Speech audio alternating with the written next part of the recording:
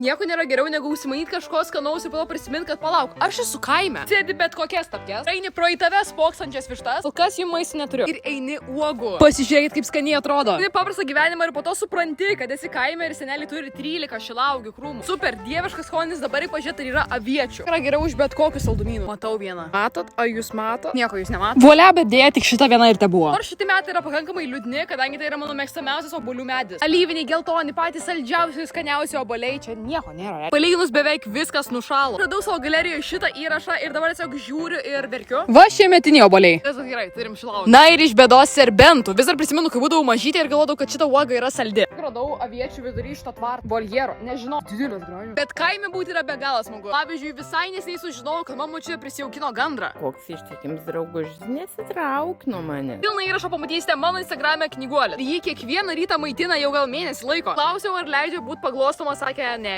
Greitu metu būtinai nufilmuosiu ir visą įrašą matysite pirmieji mano Instagrame Knyguolis ir ačiū dėmesį. Čiau.